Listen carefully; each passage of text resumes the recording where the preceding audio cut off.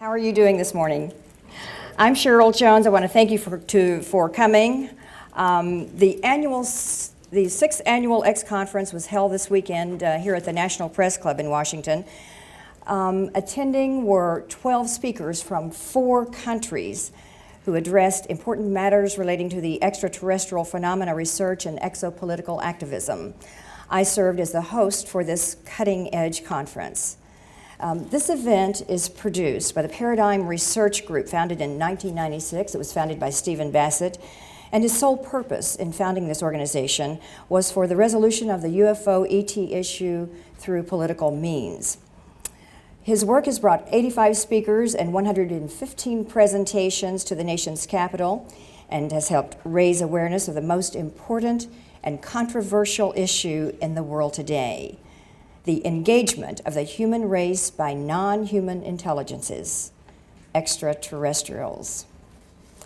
On Saturday evening, the PRG Awards were given to the late Richard Hall, longtime researcher, and Brazilian researcher A.J. Guevara for lifetime achievement, to former Arizona Governor John Fife Symington III for political courage, to investigative journalist and researcher Linda Moulton Howe for courage in journalism, historian Richard Dolan for intellectual courage, and also the Disclosure Award went to UK police officer and researcher Gary Heseltine of the United Kingdom. Entrepreneur Dennis Briefer received a special award for his support to the Paradigm Research Group, and all awards are in the context of research in the extraterrestrial phenomena and exopolitical activism. At this time, I'd like to bring forward PRG's Executive Director, Stephen Bassett.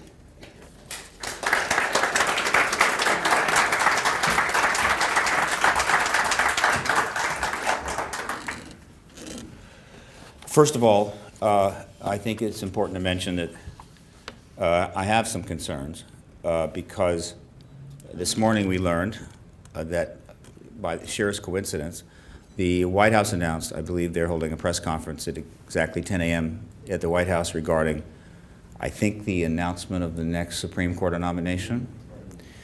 And I am concerned about this because, given that most of the political reporters in town would be here covering what is easily the most significant news story of all time, that there might not be anybody to cover the nomination press conference at the White House. So I want to apologize to the White House if they in fact are unable to get that covered the way they should have. A slight correction: there will be, if there's press that are here that need this press release, will be available probably right over here. Just take it.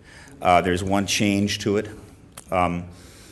The people that will be following me with some announcements, there are no press releases here on that, but in fact, and that's good. But we will, in fact, follow up over the next few days with press releases on each of their comments. All right, now, essentially, this is the 6th X conference, and we've held a press conference after each one at the National Press Club. This year, the entire conference was held at the National Press Club. That's news because that has never happened before. There have been a number of press conferences, right, like this, regarding the UFO ET issue. Several of them held in the main ballroom, several of them quite extensive. I know the 2001 May 9th press conference, which is essentially the 9th anniversary, was yesterday. I was there. I think there were 200 people in the room, about 100 public. By the way, that's very unusual for public, that many public, to turn up at a press conference. I guess it indicates the public may be interested in this. And then about 100 press, as well as 17 camera teams. Many of them were foreign press. And there was a great deal actually happening in the background after that May 9th, 2001 press conference by the Disclosure Project, where 75 witnesses, military, some intelligence, FAA, et cetera, essentially discuss their personal engagement with the evidence and the issue, which confirmed what we already knew, that the extraterrestrial presence is real. And unfortunately, only 4 months later, virtually to the day, we had the attacks in New York and Washington. And so that effort stopped. Since then, there have been at least 2 private efforts inside Congress to get some hearings on this. Never been publicized. That may change soon. Still deciding about that. But those efforts were stopped. Reasons are not clear. Now, last year was very notable because there wasn't a major, I think, conflicting press conference. We had a substantial amount of media, including CNN, which live streamed the entire press conference worldwide. We are doing the same today. We are live streaming this press conference, and it will be up on the internet, archived and available. And that link is at x-conference.com, x-conference.com. So anyone can go there and be able to see it for several weeks. But this press conference will also be released to YouTube and so forth, so it'll get around. But at that conference on April the 20th is when a PhD from MIT, and a man who was selected not only to be an astronaut, but to be an Apollo mission astronaut. Fortunate enough, he just missed the Apollo 13, which he was scheduled to do, and did Apollo 14 and walked on the moon as the sixth man. This would be Dr. Edgar Mitchell. Since then, he has founded the Institute of Pneumatic Sciences, recently featured extensively in the world best-selling book by Dan Brown called The Lost Symbol. And also founded Quantrack, which is trying to bring together quantum physicists and similar scientists from all over the world in an effort to explore the quantum connection to consciousness, which is essentially to get at probably the true and fundamental essence of consciousness and how it interacts, thus opening up 1,000 doors to a lot of places. A formidable man.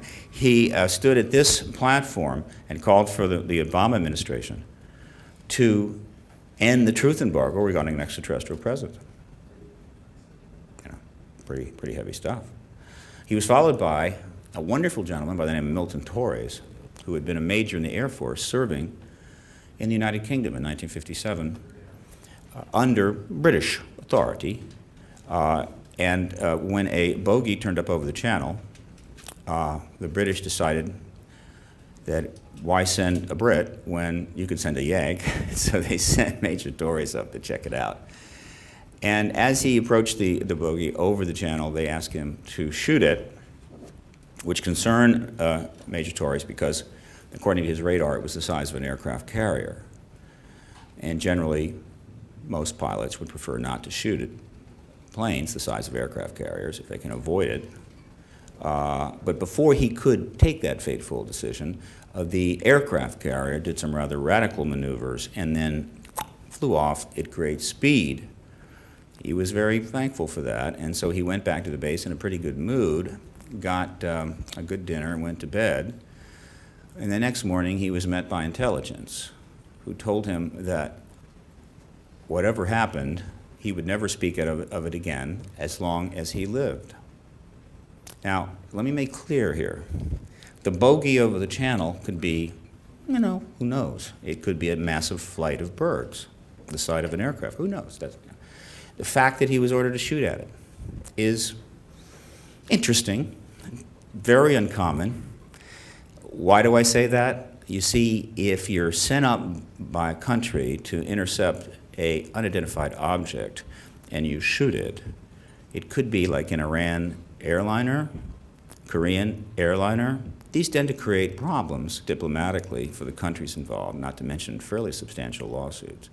And so you just don't do that unless the situations are interesting. But what is really interesting is under what circumstances and for what reason does a government tell a serving major in the Air Force that you will never speak of this incident again as long as you live? What would be the content of that event? Now, this has happened countless times. Right. And that's, I think, news. If the press would like to engage that, there are probably several dozen thousand members of the U.S. and United Kingdom and French and German military who, if given the opportunity and the green light by their governments, would be happy to tell their Milton Torres story. Last year, though, on April 20 is when Milton Torres, following Dr. Edgar Mitchell, who was also in the military, by the way, he also called for the end of the truth embargo. He asked the administration to do this because he knew what he had gone through, having to keep that to himself his entire life, and that he felt this was wrong for members of militaries who voluntarily, in most cases, offer their lives in service to their country, to have to do that. Interestingly enough, the reason that Dr. Torres had to do that, the reason he was able to talk about it was because the United Kingdom, since 1996, has been releasing massive amounts of their UFO files and declassifying them, many of which are pretty innocuous, but of course some of which are quite interesting, like the Milton Torres case. Since they released the files, he could talk about it, and he was interviewed by the press. If the United States were to start releasing its files, as John Podesta asked them to do in this club, in fact, the second time in 2003 at this podium, then we would have a whole lot of more Milton Torres coming forward to talk about this issue. So, 1 year later, the Obama administration has had a difficult time. And I am very empathetic. It's been a tough year for everybody, frankly. But there has been no action on disclosure. So first and foremost, as far as this press conference is concerned, Paradigm Research Group once again calls upon the administration of President Barack Obama to engage the leadership of the military services and the national security structures to essentially work out the details to conduct a formal acknowledgement to the American people of the extraterrestrial presence engaging the human race. This is not something the president can simply do. It doesn't work that way. Never has, really. Maybe not since Truman, certainly. Those gentlemen and women down who are protecting our nation in the vast security complexes that we've created have the information. And if they want to go forward, then the president will be able to go forward. If they don't, it is probably not possible. We believe the national security structures want to go forward, and so therefore, if the president makes the effort, it will happen. It is not surprising, it is therefore not a non-trivial matter that the gentleman who called for the release of all UFO files twice, once in October 22nd, 2002, and again in October 23rd, 2003, after having served for 4 years as the chief of staff to President Bill Clinton, and having served as a key advisor to him during the first 3 years of his administration, called for the release of these files, right? And that he has gone on to be the head of the #1 progressive think tank in the United States, the Center for American Progress, as well as a major key figure in the Democratic Party, particularly in the area of deep strategy, which is why he was appointed the co-head of the Obama transition team after President Obama was elected, and why he was the most frequent visitor to the White House in the first 90 days. So there is a sort of a connection here, and the connection goes deeper than that. I just want to take a moment.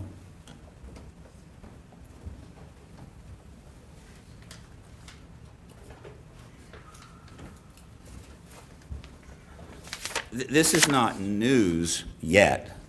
It's actually old news in a way. But these are the 1,000 pages obtained by Freedom of Information Act by researcher Grant Cameron, the largest filing of it regarding this material that was made. There were 4 or 5 others. And these documents all come from the Office of Science and Technology Policy during the Clinton administration between January 1993 and late 1996. These documents completely confirm that Lawrence Rockefeller, a billionaire friend of the Clintons, approached the administration and for 3 years engaged the administration in various discussions as well as meetings, as well as possible research topics. A book was created. Meetings were held at the JY Ranch in Wyoming, attended by researchers, and there was then a meeting attended by President Clinton and his wife, Hillary Clinton, now Secretary of State. And this went on for 3 years. The press knew about it, they didn't cover it. They knew about it going in. They knew about it most of the 3 years, they didn't cover it. About 7 or 8 years later, after the president had, or in 2000, just after the president was about to leave office. The documents were obtained. We then presented these documents to a number of major newspapers. They didn't cover it. And then we put these documents up on the internet a few years ago, not all of them, but the key documents, sent out major full press releases to the press saying, here they are, proving that Hillary Clinton was involved. Here are photos of her and Rockefeller at the ranch. We learned that a book she's carrying at that time in 1995 is Are We Alone by Paul Davies, Philosophical Implications on Extraterrestrial Contact. They didn't cover it, but it's there, right? We got them right here, so we want you to know. And of course, John Podesta knows about these documents because he was fully aware of the Rockefeller Initiative, as was the current Secretary of State. And there is an effort called the Facts on Washington, Million Facts on Washington, has been underway since November the 5th of 2008, right after the election. And in that time, it's now, I guess it's 16 months, thousands of letters, faxes, and emails first went into the president-elect and then the president of the White House calling for the president to do what Edgar Mitchell asked him to do last year and end the truth embargo. And then since, and probably more importantly, since June the 1st of last year, we're approaching almost a year now, thousands of letters and faxes and emails have been pouring into the White House Correspondents Association for the White House Correspondents Corps, the press corps rather. That's the group that is over at the White House right now, listening certainly very intently to the Supreme Court nominee, asking them to start asking about this and a whole lot of other stuff, fairly significant questions. So what's interesting about that is that every effort to get a response from the White House or the White House Correspondents Association, meaning, would you tell us about this correspondence, has been rebuffed. They will not return the calls. They will not return the emails. They have nothing to say, which is very, very interesting. Including Robert Gibbs, the press secretary, who was asked on C-SPAN a number of months ago about this correspondence. He did not answer. And that's important because Robert Gibbs, because of his position as press secretary, is not only fully aware of all of the letters, faxes, and emails coming into the president and president-elect, but of course he is aware of the letters, faxes, and emails going into the White House Correspondents Association. And the reason that he can't answer is because if he acknowledged at all that the citizens of the United States were in fact querying the White House press corps about this, he would then have to answer the next question. Can we see the correspondence? And then after that had been shown to the press, he would then have to answer the next question. Well, what about these questions that they're asking you to respond to? And then he has a problem. And this is how the embargo was made. This is how it's constructed. And the disassembling of this embargo will be the reverse of that, right? Backing it out. And the press club has been extremely helpful because they have opened their facilities to this issue. I'm a member now, but that doesn't really matter. And a number of major press conferences have been held here, and I really do appreciate this. This press club does truly represent, I think, the fundamental essence of journalism. There is a plaque on the wall in this building, and on it is a quote from Pulitzer, who founded the School of Journalism at Columbia. And so when they dedicated this plaque, they put this quote from Pulitzer on it, and for good reason. And if you find it, and I need to be able to say exactly where it is, but ask the staff, they'll tell you where the plaque is. It was dedicated in 1962 on the 50th anniversary of the Columbia School of Journalism's founding, given to the press club. And the very first line of this plaque, which I hope I get right, is probably as important a sentence as you want to know about as a citizen of the U.S. Republic. And it is, our press and the public will rise and fall together. In other words, if the press falls, if it fails, then the republic fails. Right? If the people fail, if they fail to honor the social contract and to serve the Constitution, then the press will fail too, and will go down with the people and their folly. If the two, again, work together and do what they're supposed to do, then they will rise. That plaque is important, and it is the motto. I'm going to put this down here. It is the motto for the Facts on Washington. And so the principal announcement that I wanted to make was the calling for the administration to do what it needs to do. My understanding, based upon my 14 years at this, is that the military intelligence community is ready to do this, that it is not a matter of somebody just sending out a memo saying let's do this, but rather requires a proper, responsive executive office that they're comfortable with, and one that they feel that they can deal with and will serve the national security interest. They actually have those concerns, and rightly so. And of course, an executive is willing to open their hand and reach down and say, all right, let's talk, let's get together. I believe the circumstances are there. But it is the nature of government today that the more difficult and important a matter is, the more intransigent the government gets. And we've seen that now so many times repeated that it is almost a cliche. And I appreciate that, because I remember trying to get out of bed to go to high school when I was like 16, and I could barely do it. I understand that. We all do. We know what it's like. But you know, we pay them about $185,000 a year. I think senators get $250,000 a year. And we give them enormous amounts of power, and we give them our votes.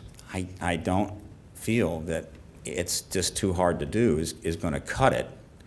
So they have to decide if they are representing the people and going to do the tough stuff, and if they can't do that, then I understand why they would want to resign and find and go into other vocations and allow someone else to take their place in the Senate and the House, or as an executive staffer, and take care of the difficult stuff. It's okay. I have no problem with that. All right? Now, the other thing I want to announce today, and then I'll get it back to Cheryl. We're on time. This is fairly non-trivial, and I announced this with a certain amount of trepidation, but because of the conference I just went through, I'm pretty sure knocked at least 8 years off my life, which means I'm probably down to about 46 hours. So if you need a loan or something, you want to see me between now and Wednesday, is that the next major project of Paradigm Research Group will be to hold a conference on October 22, 24, and it will be called Contact 2010. It will be the first major conference dealing exclusively with the truly most significant exopolitical issue engaged out there right now. And that is, of course, direct contact between extraterrestrial non-human intelligences and human beings. And this will be the first major conference since the MIT Abduction Study Conference, co-organized by Dr. John Mack, Pulitzer Prize-winning psychiatrist, who was based at Harvard and educated at Harvard, and an MIT PhD by the name of David Pritchard, and this was held on the campus of MIT in 1992. This conference was the focus of a very highly acclaimed book by the late C.D.B. Bryan called Close Encounters of the Fourth Kind. The intention is quite simple. It is to put the contact issue in the forefront of the advocacy movement, which is frequently called the disclosure movement.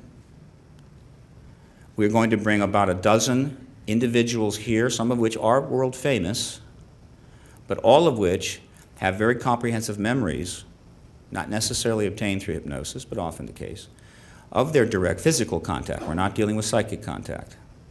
Physical contact with non-human beings, and they have the articulation and the ability to speak about it. Not everybody can, and that's understandable, but those who can are the ones I think we need to have speaking to the world, to the press. We will bring them, along with probably 10 of the top researchers in the world, to speak about their experiences, and the researchers will speak about their findings over the last 15 to 30 years on direct contact with extraterrestrials. And they will do it in this press club, 2 blocks from the White House and 13 blocks from the Capitol. I know for a fact there are a number of contactees in the Congress. I know for a fact that the majority of the members of Congress are fully aware that there's an extraterrestrial presence. Probably a majority of the staff are serving at the White House today. These are smart people, wired people. Watch the news, pay attention. That's how they got where they are. They know. This is a charade. This is not a small matter. There's nothing wrong with being wrong. Everybody's wrong. I can assure you we see a lot of that. When more than 50% of serving public servants believe this is true and remain silent while a government says, no, this is true and that is false, you have transcended wrong, and you are now taking a chainsaw to the social contract of the United States. So this conference has a website. It is preliminary, but developing quickly. It is called contact2010.com. That's all spelled out, right? Contact2010.com. And next year, we're going to hold contact2011.com, along with, in May, X-Conference 2011. And we have other things we're going to do, and we're going to continue at this until the government ends this truth embargo. And they will end it. It is an absolute guaranteed certainty. The only thing that is not certain is, will they conduct themselves in an appropriate and proactive way, or will they be chased down the street by a horde of reporters with clicking pens and cameras screaming questions at their backs as they flee the truth? I do not want to see that. I do not want to see my country act that way. It will not be good for our world position. And I would prefer to see the United States end this embargo because it planned, built, and initiated this embargo. If the People's Republic of China or Russia or another nation goes forward with the proof that they have and initiates the end of the truth embargo, then the United States will have lost its principal way back to credibility. And it will be left with all of the negative historical baggage and none of the, quote, new post-paradigm, post-disclosure assets. And we will be diminished even further. And frankly, folks, I watch a lot of news, and I'm struggling because it's hard to see how we could be diminished further as a nation. And I don't want to see that. It's time to turn around and start going in a positive direction. So that's my comments today. I'm going to turn this back to Cheryl.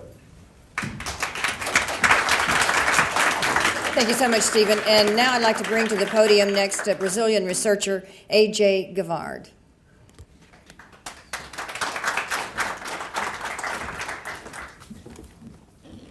Thank you, Sherry. Thank you, everyone. Good morning, ladies and gentlemen. I bring you greetings from the entire Brazilian UFO community, my fellow researchers from Brazil and also from other countries in South America, which are all expecting news when I come back and report what's going on here in Washington and this opportunity.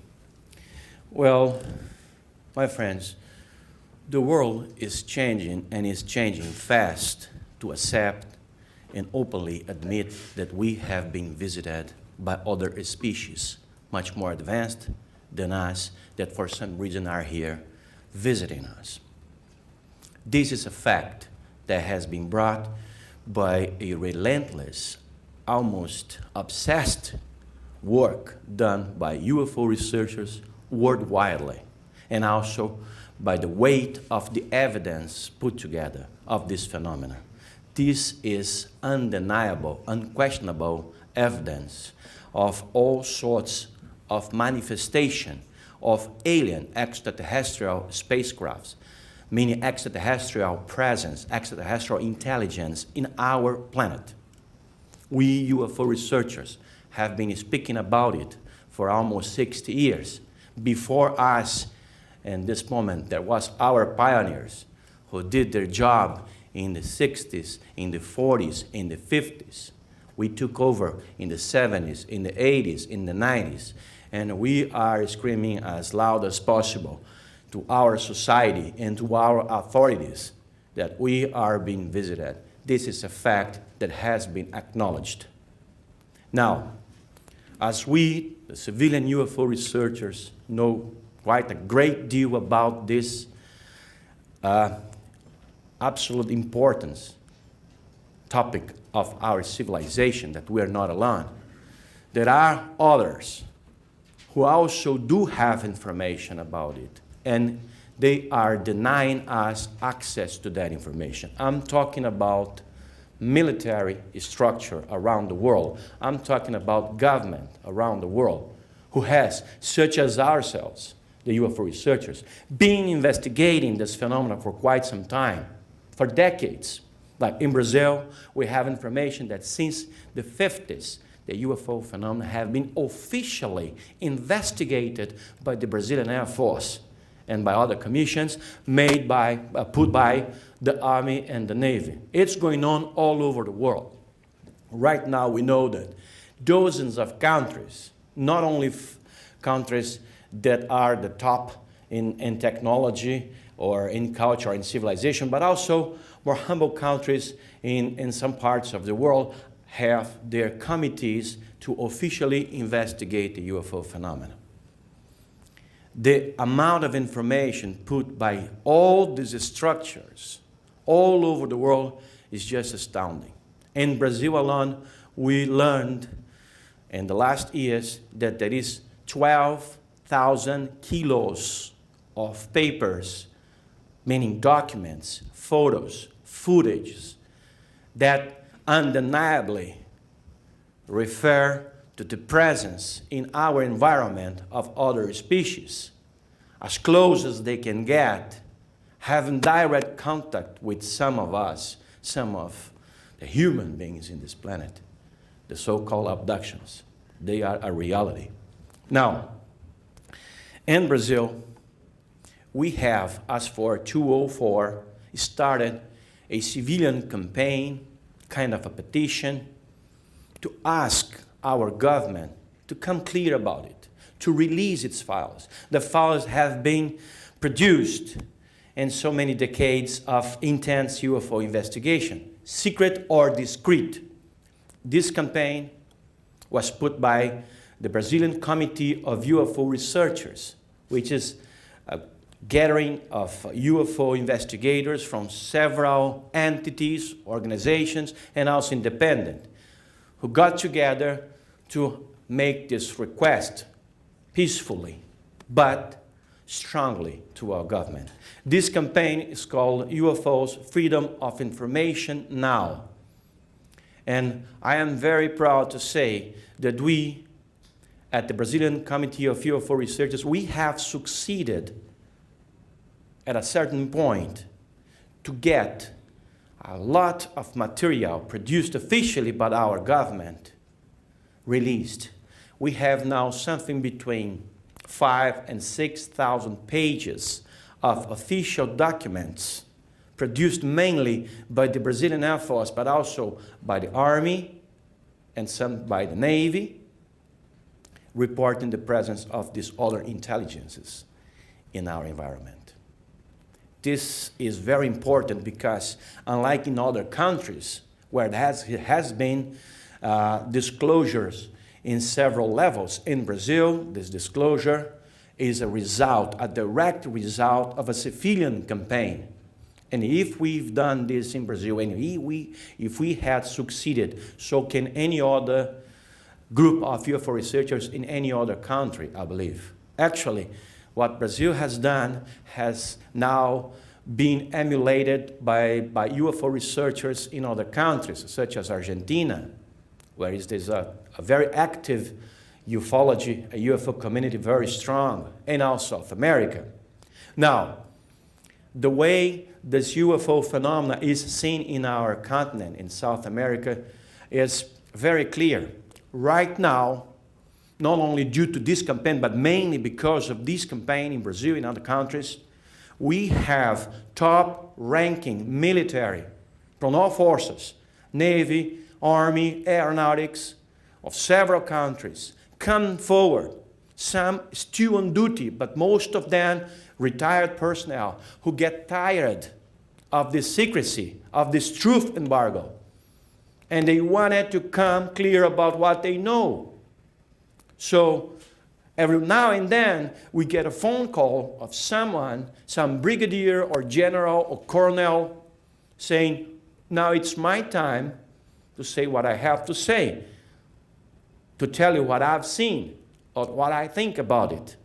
And we have had the privilege to know and to interview several very important men in our military structure in Brazil who have openly declared, yes, we are being visited by other species. This is a fact that is known by most of the military structure in this country. And there is files in a great amount that has to be opened, that has to be shown to all society.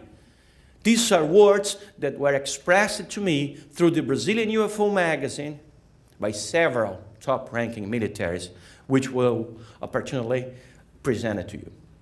In one of the papers that we got just recently, among the 5,000 or 6,000 pages that were produced through the campaign UFO's Freedom of Information Now, is this one, which states that during a certain period of time in Brazil, when UFOs were being intensively detected by radar, the government, through its military, declared the objects are solid and are under some sort of intelligent control. They are defining precisely what we call a UFO, a flying saucer, if you will, a space vehicle that was created, designed, built by other species in some other planet. And it is used to visit planets such as Earth and I don't know how many others. This is official. This is going on right now. Our authorities know it. And gradually, slowly, of course, drop by drop, this truth is become available. All these 5,000 to 6,000 pages that we have got through our campaign, Freedom of Information Now, is now accessible by everyone in the nation and by every one of you at the National Archives in Brazil, and also in our website, the Brazilian UFO Magazine website, which is ufo.com.br. This is the objective. This is what we wanted. We didn't want this data for the Brazilian UFO researchers, for us, but for the entire society, because it's the society who has to know that it's part of a much bigger thing. Now, our campaign is not ended with this achievement. It still goes on because we realize that what have been given to us at this point is only the tip of the iceberg. We got it. We're very happy that we got so many pages, so many photos, so much material, but we still want more, much more. We won't rest until we get it. We have several strategies to put in place, to put in effect, to guarantee that we gather more material. And this material will go to the public. Now, if we have done this in Brazil, which is now being used as an example by other countries, it can be done anywhere. I think that once the people has the power and has a nice strategy, well designed, to come to the government and ask, using the proper method, we know that you have this and that information, which is basically what we did in Brazil. We had solid evidence, documented evidence, that the government had been involved in some very astounding UFO research cases. And we asked them to come forward and be clear about these cases, which they couldn't deny that they have been involved with because we have documentation. And using that strategy, we succeeded in getting this information. Now, as I told you, we won't stop. We will go on. And we will report internationally in conferences such as this, as many times as necessary, what we have achieved. Every time we have a new achievement. It's not only for Brazilians, it's for worldwide.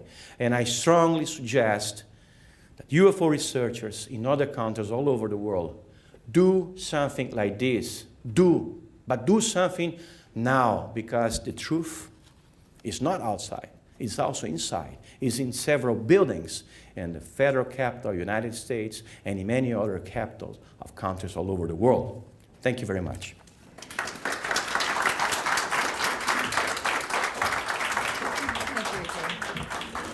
Thank you so much, AJ. Now I would like to call to the podium Linda Moulton, Howe, and John Burroughs. Linda is a leading researcher and journalist. John is a researcher and first-hand witness to the RAF Bentwaters events of 1980. Please welcome Linda and John. 11 months ago, on June 25th, 2009, I received a press release from Gary Heseltine in England in which he was releasing a statement by the deputy base commander at RAF Bentwaters who had been involved in the December 26 to 28, 1980 series of lights, beams, and apparently a craft in the Rendlesham Forest between the RAF Woodbridge and RAF Bentwaters huge joint UK-American base. And the press release said that Colonel Charles Halt, who was there 30 years after the event, was going on the record for the very first time to say that the events of lights, beams, and a craft were extraterrestrial in origin. Those are the exact words, quote, extraterrestrial in origin, close quote. I ended up doing a series of interviews between the summer of 2009 coming up to this day with at least a dozen men and a woman who was there at RAF Bentwaters, following up on the deputy base commander announcing that the lights, the beam, and the craft were extraterrestrial in origin. What is remarkable to me as a longtime investigative reporter and TV producer is that that press release was not picked up on the UK side or on the American side in terms of, let's say, the New York Times. I and others have reported and interviewed Colonel Halt. But if you take that statement that he finally said 30 years later and said with frustration that he felt like he and several of the men who served under him were left to hang out to dry by higher command because of those events, the 26th to the 28th, then I, as an investigative reporter, trying to find out what is the bottom of this remarkable story and what are the implications, I can report to you today that one of the more astonishing aspects is an insight that when something, we'll call it in the nature of using his terms, something that may be in the extraterrestrial category, occurs, that the reaction on that big base was for higher authority to say nothing happened. And what did it do? It left the men and the few women who were there serving the United States with no backup, no explanation, no inquiry, and in fact, only 1 month ago, for the very first time, I was able to interview and discuss to a man named Rick Bobo. He was a sergeant, and he was 50 feet up in the air in a weapons storage area tower that was overlooking one of the big secrets there, that WSA at Bentwaters had nuclear weapons. His responsibility is nothing can interact. And yet, the interview that astonished me is not a single person ever briefed or debriefed, either way, ever came to him and explained what was a full moon-sized red-blue light hanging in the sky for 2 hours without motion, sending down a small light into Rendlesham Forest, and each time that he called Central Security Control to report, worrying about the nuclear weapons in the WSA and being told it's being handled. Well, what was being handled? It was Deputy Base Commander Charles Halt out in Rendlesham Forest with about 30-some men, and one of them with me today was Airman First Class John Burroughs. He was in Rendlesham Forest on December 26th and December 28th. And over the last 30 years, he and some of the men who were there, they have been troubled mentally, spiritually, and physically. And they don't have answers from anyone about what happened in that forest. If it was extraterrestrial in nature, why did it take the deputy base commander 30 years to say that?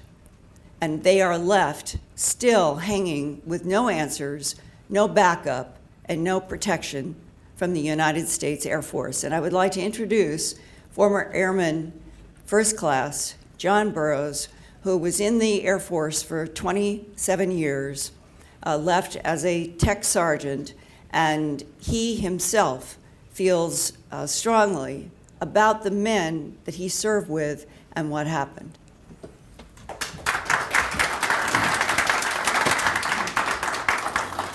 Thank you. As she said, my name is John Burroughs. I was involved in an incident in the Rendlesham Forest that took place in December of 1980. At the time, the base was the largest TAC fighter wing in the United States Air Force. Okay, so it's the largest TAC fighter wing in the United States Air Force. The incident took place in the forest outside of Woodbridge Air Force Base. It's an incident that a retired Major General Gordon Williams has now gone on record as stating this: I can neither confirm or deny that this incident took place, but I will say there were good men doing their jobs. The deputy base commander, who also was a first-hand witness, who was in the forest, leading an investigation, has now gone on record, as Linda said in a press conference last year, stating it was an ET event. An admiral of the fleet, Lord Hill Norton, also went on record in saying that the British government, who did a report on this incident, said it was of no defense significance. Yet the admiral of a fleet in England stated he had to be of defense significance. So at this time, I would like to call for the Obama administration to release all information and documents they have on that incident, and also finally end the truth embargo and do disclosure on all events. Thank you.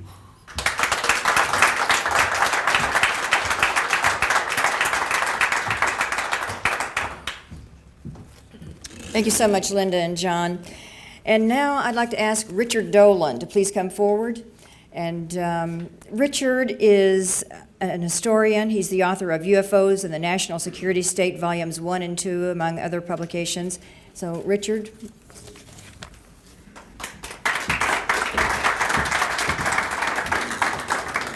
Good morning. I've been researching and writing about unidentified aerial objects or unidentified flying objects for about 15 years. I'm here to provide you with information on the status of the historical trilogy that I'm writing on the subject, and also to tell you about another study that I am co-authoring, which will be available later this year. First, my historical research. This is a trilogy entitled UFOs and the National Security State. The first volume, published in 2000 and revised in 2002, covers the history of the UFO phenomenon and cover-up from 1941 to 1973. During the summer of 2009, I completed the second volume of this study, providing a comprehensive history and guide to the phenomenon between the years 1973 and 1991, that is, the end of the Cold War. So far, these two volumes total well over 1,000 pages. They are carefully researched, and despite the sensational nature of the subject matter itself, cautious in drawing conclusions. And yet, a meticulous review of the thousands of pages of documents released by the United States government and other governments from around the world make it undeniably clear that the phenomenon of UFOs is real. And whatever one wants to make of the actual source behind the mystery is another matter, and that, of course, makes for interesting discussion. Yet the historical record is becoming very clear on this matter. As the United States Air Force General Nathan Twining said in a classified memo in 1947, the The phenomenon is real, not visionary or fictitious. Indeed. General Twining, just a few years later, went on to become U.S. Air Force Chief of Staff. He wasn't kidding. 60-plus years of military encounters have shown us conclusively that the militaries of the United States and of many other nations have engaged objects that are not supposed to exist, that are doing things that are not supposed to be possible. Nearly without exception, historians and other professional academicians continue to dismiss this embarrassing and unpleasant topic. And so it is very unpleasant. There is, however, unfortunately for them, an unpleasant and problematic core of documented reality to the matter of UFOs. It will not go away. What General Twining said in a classified memo more than 60 years ago has now been amply proven through historical research. The third and concluding volume of this study is on target for completion in the year 2012. To be sure, it will take some serious hustle and energy on my part to make that happen, but I believe it is within the realm of what I can do. It is my goal in writing this trilogy to provide a clear and comprehensive historical record on what is undeniably the greatest mystery of our time. But, and this leads to my second announcement, the UFO phenomenon is more than a mystery. It is the harbinger of what I believe will be radical, even revolutionary change in our world. The continual, rapid transformation of our society, which has been occurring for the past several decades, is going to lead to an opening in the secrecy. It's a tidal wave that cannot be stopped. And this is the theme of a forthcoming book that will be out this fall called AD, After Disclosure.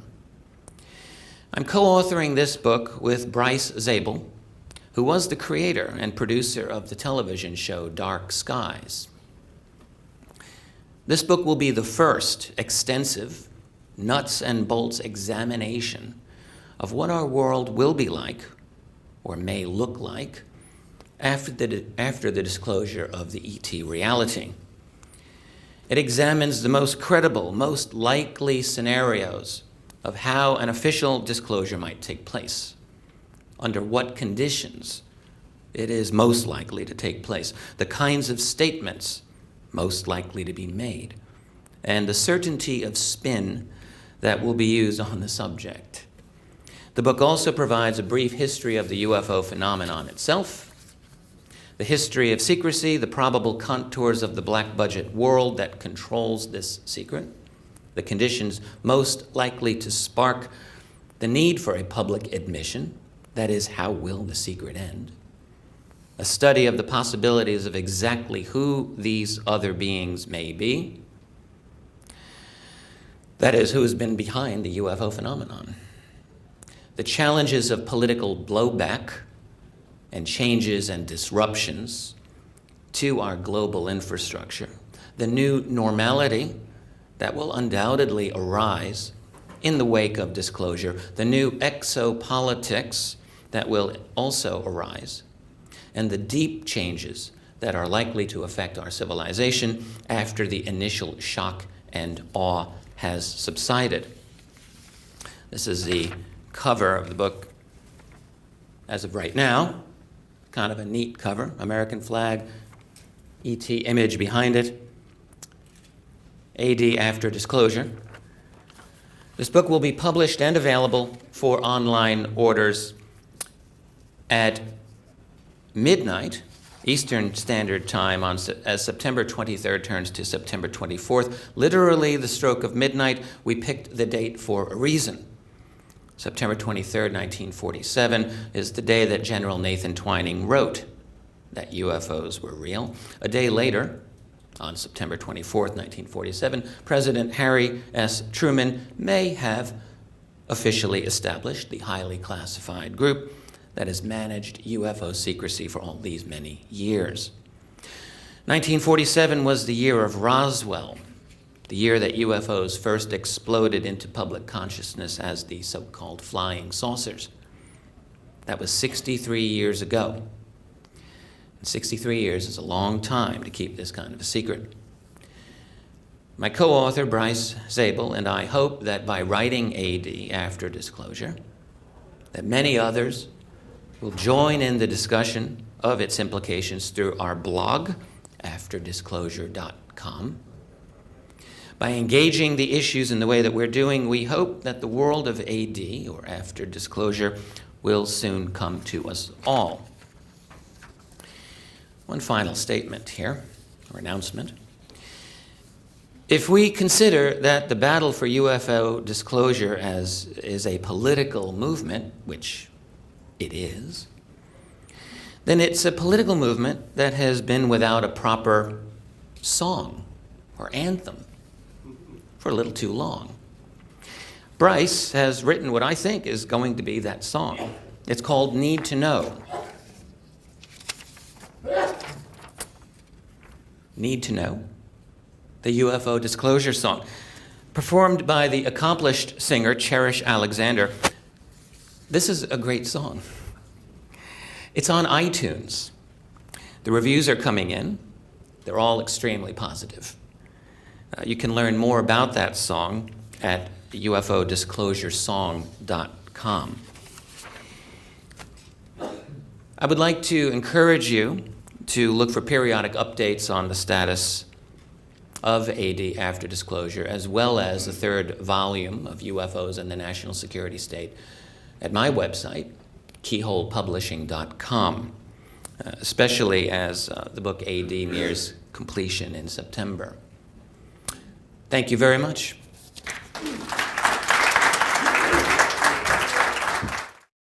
Good morning, ladies and gentlemen. I will be making a brief press release. Okay. I'm going to cover two areas. As has just been introduced, I am a serving police detective with almost 21 years service, and I work in the UK. However, after a childhood sighting, I have had a lifetime interest in this subject, which resulted in 2002, where I actively felt compelled to become involved in some kind of active research. I'm a police officer, so the thing that I can write about is police officers. Before I just introduce some figures with regards to my work, my brief press release will relate to two areas of UFO investigation. A police database, where I encourage police officers, both serving and retired, to come forward with their UFO accounts. And secondly, I will offer some input, as was already alluded to by Linda Moulton, Howe and John Burroughs, about my investigation or re-investigation and my collaborative work with Charles Holt, who was at that time the Deputy Base Commander of a nuclear facility at RAF Bentwaters. Okay, police officers. In 2002, I set up a database. I am here in an unofficial capacity, and the views that I state do not represent my police force. I am here as a UFO researcher in a private capacity. In 2002, I launched an unofficial national police database called the PRUFORS Police Database, PRUFORS being the acronym for Police Reporting UFO Sightings, and it caters for serving and retired British police officers only. In 2002, when I started, I had 6 cases involving 12 officers. After 8 years of my research, I now have 357 cases going back to 1901 involving 800 British police officers. It is the tip of an iceberg. That's all I'm going to say about my work with police officers. I will now turn my attention to Rendlesham Forest. Rendlesham Forest, I had the good fortune that in December 2007, I was able to meet with Colonel Charles Holt, retired US Air Force. At the time in 1980, he was the Deputy Base Commander of what we know is a nuclear facility. And I know that personally because between 1983 and 1989, I served in the Royal Air Force as a police officer, and for 3 of my 6 years, I worked on 2 nuclear facilities, doing exactly the same kind of work that the airmen involved in this case did. So I have a kind of a unique perspective. And when I met Holt, I said there must be many more witnesses. And as John Burroughs, Linda Moulton, Howe, and Holt himself has alluded to, there are many, many more witnesses in the wings. And if there was ever a green light given for people to come forward at no risk to their careers, etc., people would come forward.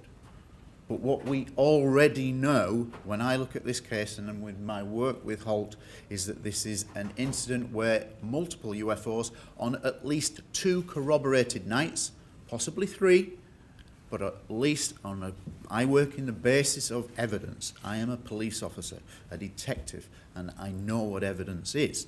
And in a court of law, this would stand up. There is really good testimony to say that multiple UFOs on at least 2 nights were outside this base. And on at least 1 night, UFO beams, and as told to me by Colonel Holt, shone beams down directly into the weapons storage area, which I know to be a nuclear facility. That has to be of tremendous defence significance, not only to the UK where it took place, but has to be of world significance in terms of the US and the connection between UFOs and a definite link to nuclear facilities, and there are many, many cases around the world that do that. I want to close really by giving you the actual wording of what Holt said that Linda Moulton Howe alluded to.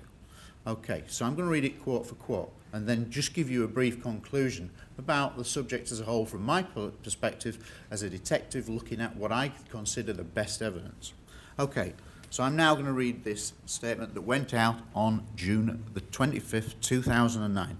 And I had pushed Holt, because I'm writing a film script with him to try to get this out to a much wider audience, to bring this to the world. And I said, we will need a definitive press statement from you. 29 years on, when this was written, will you give it to me? And he said yes. And this is what he said. I wish to make it perfectly clear that the UFOs I saw were structured machines moving under intelligent control and operating beyond the realm of anything I have ever seen before or since.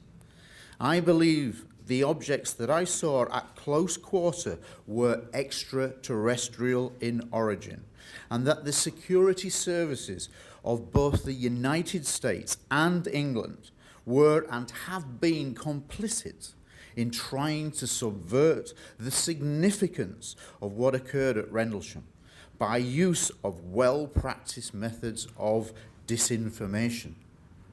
And I will add a second paragraph that's on there that's not referred to much, but this is what he also said. I believe Gary's script, which he has endorsed, he has given me signed authority that this is his take on what's occurred.